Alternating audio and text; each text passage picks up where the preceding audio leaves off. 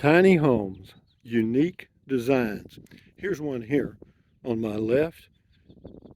All that is a metal building with a house underneath here. You see what I mean? And over here, this is mine over here. Mine is the same basic design, but with a smaller home. See, the home goes across the back here, and the home goes up to right in here, the roof level, and then above that is storage. But as far as building a tiny home, this would be a good way to do it. Now, these are metal buildings with aluminum siding, so they might be a little pricey, but you could go with a wooden pole barn, and there's some people out of Oklahoma that build pole barns. You could build one yourself. And as far as putting it on a slab, that's up to you. Concrete slab or gravel or a pier and beam for the house, and then just gravel, whatever.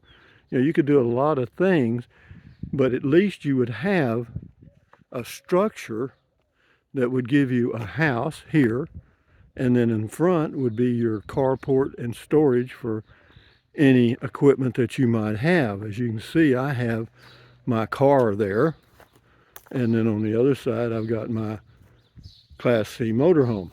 And but no, this concept really appeals to me.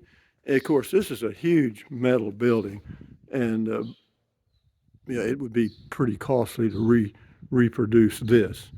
But using this concept, a pole barn or whatever you chose, or even taking this and downsizing it a little bit, will work. The house, let me get over here and I'll turn around.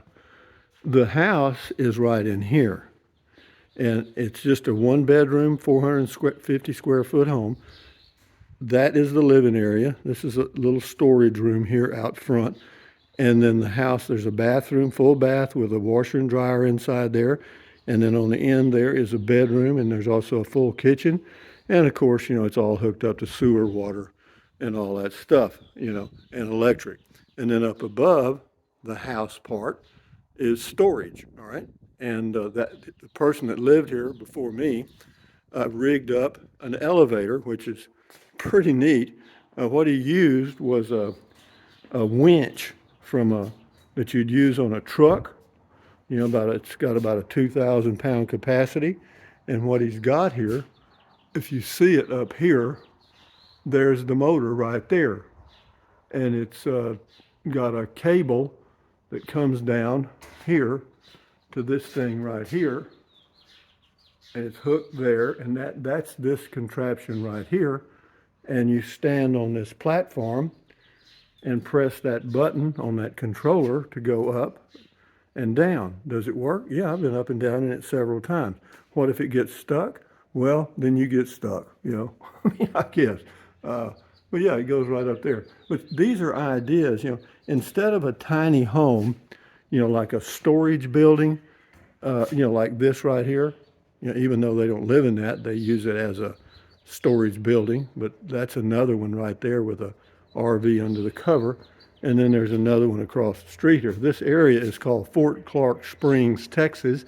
It's a retirement area in I guess you'd say Southwest Texas. And you'll see a lot of these types of buildings here because a lot of people come from up north during the winter, and they built these types of homes to park their RV and live in for 4 or 5 months during the cold weather. And since, as years have passed, now they've just become full-time year-round dwellings, and I just happen to own one of them. So, yeah, but I was thinking this morning that, that house, I did that deal on the tiny Home Depot. That's basically a storage building that you could convert into a home.